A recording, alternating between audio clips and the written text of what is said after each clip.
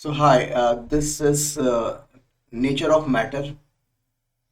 जो टॉपिक है, जो चैप्टर है, some basic concepts of chemistry, उसी को हम लोग कंटिन्यू कर रहे हैं। तो मैं रीड कर रहा हूँ और I will try to explain each line. You are already familiar with the term matter from your earlier classes. Class 9 में हमने पढ़ा है. Anything which has mass and occupies space is called matter. कोई भी चीज कोई भी चीज जो कि मास ऑक्यूपाई कर मास होता है, उसमें मास होता है और वॉल्यूम होता है, उसको हम मैटर के रूप में डिफाइन करते हैं. Anything around us, everything around us, for example a book, pen, pencil, water, air, all living beings etcetera are composed of matter. ये सारी चीजें जो हैं मैटर ही हैं, ये मैटर से बनी है. You know that they have mass and they occupy space. That's why they are called matter. Let us recall the characteristics of states of matter which you learned in your previous classes. Class 9th में हमने पढ़ा है बहुत अच्छे से. मेरा ख्याल है कि पहला चैप्टर ही है. States of matter.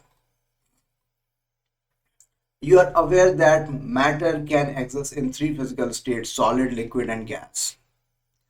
The constituent of particles of matter in these three states can be represented as shown in the figure 1.1. So where is figure 1.1? Okay. आप जैसा कि इसमें देख रहे हैं, इस फिगर में सॉलिड में जो पार्टिकल्स हैं बहुत ही नज़दीक हैं, बहुत ही ज़्यादा नज़दीक हैं. लिक्विड में ये पार्टिकल थोड़े दूर दूर हैं और गैस में ये पार्टिकल्स जो हैं, जो मॉलिक्यूल्स हैं, वो काफ़ी दूर दूर हैं. तो ये जो मॉलिक्यूल्स हैं एक दूसरे को पुल करते हैं, उनके बीच में फोर्स ऑफ अट्रैक्शन होता है. तो इसका मतलब ये हुआ कि जो मॉलिक्यूल्स काफ़ी नज़दीक होते हैं उनमें फोर्स ऑफ अट्रैक्शन काफ़ी ज़्यादा होगा, लिक्विड में रिलेटिवली कम होगा और गैस में काफ़ी कम होगा. ठीक है, तो इसको हमने देखा, समझा. Particles are held very close to each other in solid in an orderly fashion and there is not much freedom of movement. काफ़ी क्लोजली बाउंड होते हैं ये और बिल्कुल ऑर्डरली फैशन में ये सारे अरेंज होते हैं और इनके पास ज़्यादा फ्रीडम नहीं होती मूवमेंट की. In liquids the particles are close to each other but they can move around. एक दूसरे के नज़दीक तो होते हैं लेकिन ये इधर उधर मूव कर सकते हैं, थोड़ी इनको फ्रीडम रहती है.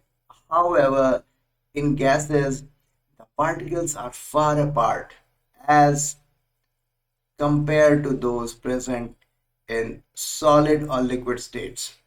तो गैस में जो पार्टिकल्स हैं काफ़ी दूर होते हैं और कंपेयर करें लिक्विड या गैस, लिक्विड या फिर सॉलिड से, and there movement is easy and fast. और गैसियस स्टेट में जो पार्टिकल्स हैं उनके मूवमेंट इजी होते हैं और फास्ट होते हैं. क्यों? क्योंकि दोनों जो मॉलिक्यूल्स हैं उनके बीच में स्पेस काफ़ी ज़्यादा होता है और एक दूसरे को वो पुल नहीं कर पाते क्योंकि फोर्स ऑफ अट्रैक्शन काफ़ी कम होता है. Because of such arrangement of particles, different states of matter exhibit the following characteristics. Solids have definite volume and definite shape. Liquids के पास definite volume तो होता है but do not have definite shape. अगर जग में liquid को हमने पोर किया तो जग का शेप ले लेगा, कप में अगर पोर किया तो कप का शेप ले लेगा. ठीक है, तो थाली में अगर हमने उस लिक्विड को पोर किया तो थाली का शेप ले लेगा. They take the shape of the container in which they are placed. बहुत अच्छी बात है. पॉइंट 3 हम लोग पढ़ने जा रहे हैं. I guess everything is in order. Yes. Gases have neither definite volume nor definite shape. They completely occupy the space in the container in which they are placed. These three states of matter are interconvertible by changing the conditions of temperature and pressure. यानी कि ये जो three states of matter हैं, इनको एक दूसरे में inter convert किया जा सकता है। हम्म, तो by changing the conditions of temperature and pressure. तो कैसे होता है इसको हम समझेंगे, और उसका और इस बात को हम लोगों ने क्लास 9 में भी अंडरस्टैंड किया है। तो जैसे कि हमने हीट किया, टेम्परेचर बढ़ाया, उसको एनर्जी दी, तो टेम्परेचर बढ़ता है, टेम्परेचर बढ़ने से उनकी एनर्जी बढ़ती है। तो एनर्जी बढ़ने का मतलब उनकी काइनेटिक एनर्जी बढ़ जाती है। इससे क्या होता है कि ये इनमें इतना इतनी एनर्जी होती है कि they can overcome the effect of inter molecular forces. जिस फोर्स से एक दूसरे को पुल कर रहे थे, उसको ये ओवरकम करके ये नेक्स्ट स्टेट में कन्वर्ट हो जाता है। ठीक है। इसी तरीके टेम्परेचर को अगर हम घटाएं, यानी कि वेपर से उसको लिक्विड में कन्वर्ट कर सकते हैं, क्योंकि टेम्परेचर घटने से उनकी काइनेटिक एनर्जी घट जाती है। एनर्जी घटने से और वो थोड़ा नजदीक आ जाते हैं, इसका मतलब उनके बीच में जो फोर्स ऑफ अट्रैक्शन है वो बढ़ जाता है और लिक्विड में कन्वर्ट हो जाता है। तो ये सारी बेसिक थियरीज हैं। On heating, a solid usually changes to a liquid, and the liquid on further heating changes to gas. तो बेसिक कॉन्सेप्ट जो था वो मैंने अभी आपको बताया। इन द रिवर्स प्रोसेस, जब हम कूल करेंगे, gas on cooling liquefies to the liquid, and the liquid on further cooling freezes to solid. Okay, तो यानी मैटर हमें यहीं तक रहने देना है। और क्योंकि क्लास 9 में हमने इसको बहुत अच्छे से पढ़ा है कि जैसे what is fusion, what is vaporisation, what is evaporation, what is sublimation, what is desublimation. तो क्लास 11th में इसको बहुत ज़्यादा डिटेल में नहीं बताया गया। इनफैक्ट क्लासिफिकेशन ऑफ मैटर, ये भी आप क्लास 9 में आप पढ़े हुए हो। इसको हम लोग एक एज एन इंट्रोडक्शन हम लोग इसको पढ़ रहे हैं, और बहुत ज़्यादा डिटेल में हम जाने की कोशिश नहीं करेंगे, क्योंकि इनको डिटेल में क्लास 9 में ही हमने पढ़ लिया है। तो अभी हमें और भी कई सारी चीज़ें डिटेल में पढ़नी है, तो वहाँ पर हम फोकस करेंगे। तो moving on to topic 1.2.2, classification of matter. In class 9, you have learned that at macroscopic or bulk level, matter can be classified as a mixture or pure substance. So, these can be further subdivided as shown in the figure 1.2. तो mixture जो होता है, किसी container में हमने दो अलग अलग तरीके के चीजें रखी, और किसी भी रेशियो में, जैसे कि हमारा एटमॉस्फेयर है, इसमें गैसेस जो हैं जो भी है वो अलग अलग रेशियोज में मिक्स्ड हैं और यूनिफॉर्मली मिक्स्ड है। तो इसलिए हम जो हमारा एयर है, एटमॉस्फेयर है, वो एक मिक्सचर है।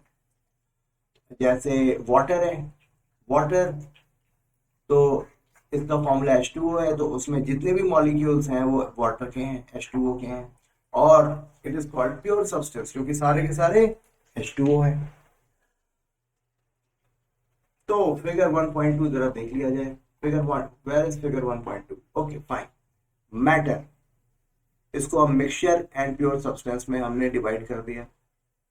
मिक्सचर जो है homogeneous mixture and heterogeneous mixture. Homogeneous मतलब कि पूरे हर जगह जो कॉन्सेंट्रेशन है मिक्सचर का, जो मिक्सचर के कॉन्स्टिट्यूएंट्स का जो कॉन्सेंट्रेशन है वो फिक्स है। हेट्रोजीनियस में इट में वैरी, जैसे कि चावल में आप चीनी डाल दो, कुछ जगह पर चीनी के पार्टिकल ज्यादा होंगे, कुछ जगह पे कम होंगे। लेकिन अगर शिकंजी बनाओ, नींबू पानी, नींबू का शरबत, तो उसमें जब आप शुरू में पीते हो जो टेस्ट आता है वही आखिरी में भी आता है। तो यहाँ पर जो मिक्सचर है वो होमोजीनियस हुआ। मैंने उल्टा बताया क्या? हेट्रोजीनियस जो है वो जैसे कि mixture of rice plus sugar, ये हमारा हेट्रोजीनियस हुआ। होमोजीनियस जैसे कि हमारा एयर है, एटमॉस्फेयर में जो गैसेस हैं ये सारे मिक्सचर हैं। ये नींबू पानी, लेमन वाटर, लेमन जूस, ये होमोजीनियस मिक्सचर है। Alright, pure substances, pure substances जो है, मिक्सचर एंड प्योर सब्सटेंसेस, सब प्योर सब्सटेंसेस में एलिमेंट है एंड कंपाउंड है। ठीक, तो इनको हम बारी बारी से थोड़ा समझ लेते हैं।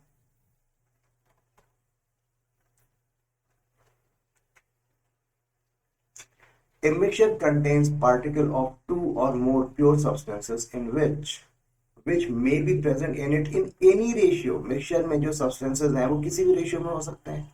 Hence their composition is variable. Pure substances forming mixture are called its component.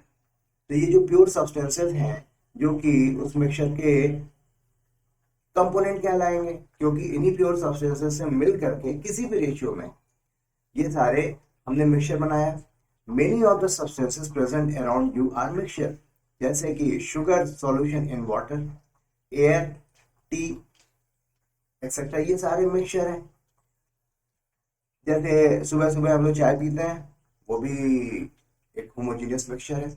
A mixture may be homogeneous or heterogeneous. In homogeneous mixture, the component completely mix with each other. यानी कि हर लेवल पे, हर point पे जो जो concentration है constituents का वो same रहेगा। This means particle of components of mixture are uniformly distributed, उनका डिस्ट्रीब्यूशन बिल्कुल यूनिफॉर्म रहेगा। The bulk of the mixture, जो बल्क ऑफ द मिक्सचर में उनका जो डिस्ट्रीब्यूशन है बिल्कुल यूनिफॉर्म रहेगा। And its composition is uniform throughout. Sugar solution and air are example of homogeneous mixture. In contrast to this, heterogeneous, इसी के उलट जो heterogeneous mixture है, the composition is not uniform throughout. Composition uniform नहीं रहता. Sometimes different components are visible. For example, mixture of salt and sugar, grains and pulses, along with some dirt, है ना। ये जो अनाज होते हैं उसमें थोड़े डर्ट भी होते हैं, कुछ अलग अलग ग्रेन्स भी मिक्स हो जाते हैं, समटाइम्स कुछ स्टोन के पीसेस होते हैं, are heterogeneous mixture. You can think of many more example of mixture which you come across in daily life. कई और तरीके के एग्जांपल्स आप आसानी से विजुलाइज मतलब इमेजिन कर सकते हैं। It is worthwhile to mention here that the components of mixture can be separated by using physical methods. एक बात यहाँ पर एक्सप्लेन करने की जरूरत है कि जो फिजिकल मेथड के द्वारा हम लोग कंपोनेंट्स जो हैं मिक्सचर के कंपोनेंट्स को हम लोग सेपरेट कर सकते हैं। यानी कि जो मिक्सचर में जो कंपोनेंट्स हैं वो अपने ओरिजिनल स्टेट में होते हैं और उनको सेपरेट किया जा सकता है, such as simple hand picking, filtration, crystallisation and distillation. ठीक है, alright. Pure substance, pure substance क्या है? Have characteristic different from mixture. Pure substance की जो कैरेक्टरिस्टिक है मिक्सचर से अलग है। Constituent particles of pure substance have fix composition. सिर्फ वही सब्सटेंस जो है पूरे जो हर जगह वही वही कंपोजिशन रहेगा। जैसे कॉपर, कॉपर का जैसे मान लिया 10 ग्राम कॉपर लिया तो हर जगह कॉपर ही है और कुछ भी नहीं है। Silver, gold, water, glucose are some example of pure substance. तो glucose contain C6H12O6, carbon, hydrogen and oxygen in a fixed ratio and its particles are of same composition। तो इनकी composition same रहती है। Hence, like all other pure substances, glucose has a fixed composition. Also, its constituent carbon, hydrogen and oxygen they cannot be separated by simple physical method। जैसे H2O है तो H2O में से जो सिंपल फिजिकल मेथड के द्वारा hydrogen और oxygen को अलग नहीं किया जा सकता। Pure substances can further be classified into elements and compounds। particles of an element consist of only one type of atom, जैसे कार्बन, नाइट्रोजन, ऑक्सीजन, ये सारे एलिमेंट्स हैं, इसमें एक ही तरीके के एटम्स होते हैं. पार्टिकल्स में एग्जिस्ट एज एटम्स और मॉलिक्यूल्स.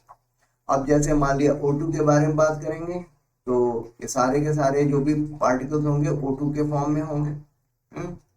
तो यानी O2 जो है इसे वो मॉलिक्यूल का नाम देंगे. ठीक.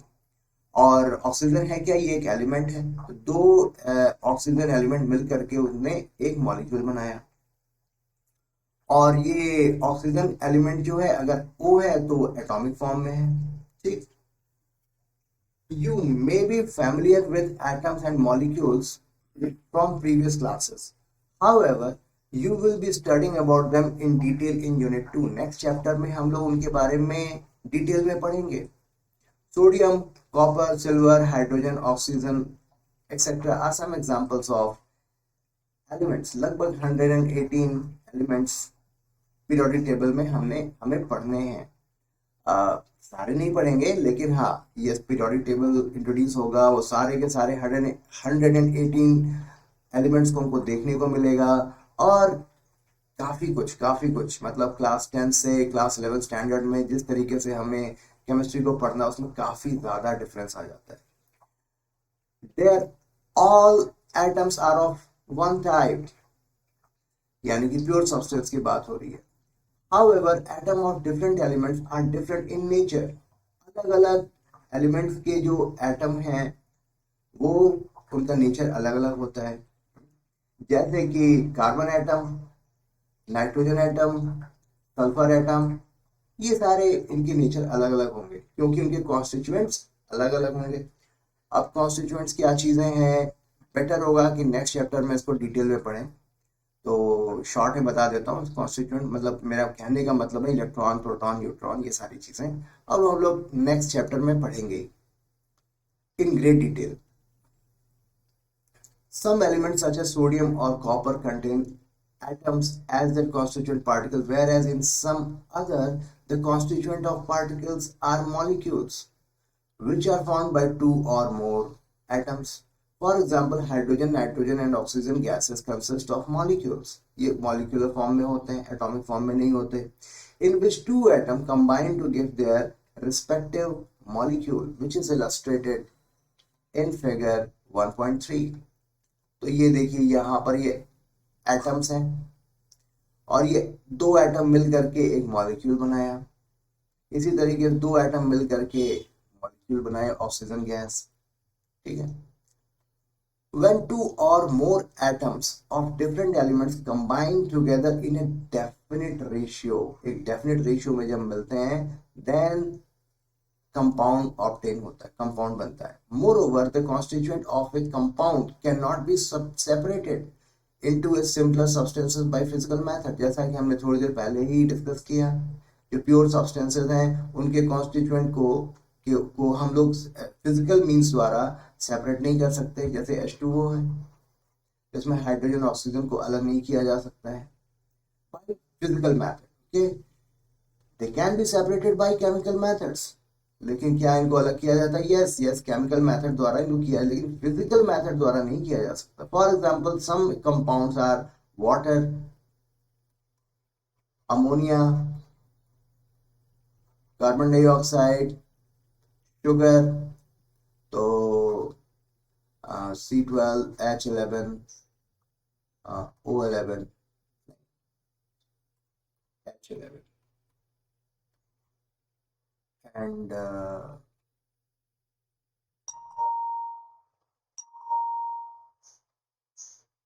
और C6 शुगर जो है C6H12O6 होते हैं. तो C12H22O11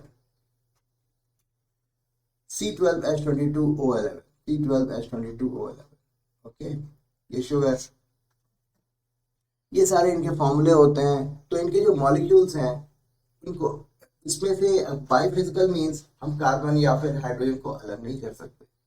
Note that a water molecule comprises two hydrogen atom and one oxygen atom.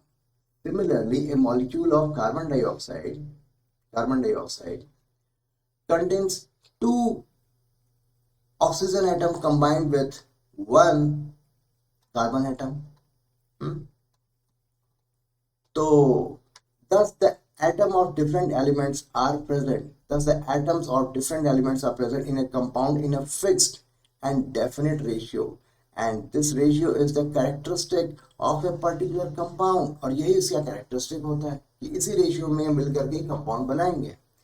Also the properties of a compound are different from those of its constituent elements. जैसे कि NaCl है. NaCl की property Cl और Na दोनों से अलग है. H2O की प्रॉपर्टी H और O दोनों से अलग है. For example, hydrogen and oxygen are gases, whereas compound formed by their combination water is a liquid. It is interesting to note that hydrogen burns with the pop sound and oxygen is a supporter of combustion, but water is used as fire extinguisher. तो यानी कि इनकी properties, इनके characteristics बिल्कुल अलग होते हैं इनके कॉन्स्टिट्यूएंट से. ठीक है, तो जब ये एक डेफिनेट प्रपोर्शन में मिल करके एक नया कंपाउंड बनाते हैं तो नया कंपाउंड बिल्कुल अलग होता है और उनके कॉन्स्टिट्यूएंट्स को हम बाय फिजिकल मेथड हम अलग नहीं कर सकते. ठीक है, alright. So this was all about topic 1.2, जिसको हमने अच्छे से पढ़ा. एक तरीके की समरी थी, एक तरीके का रिवीजन था जो हमने पहले पढ़ा हुआ है.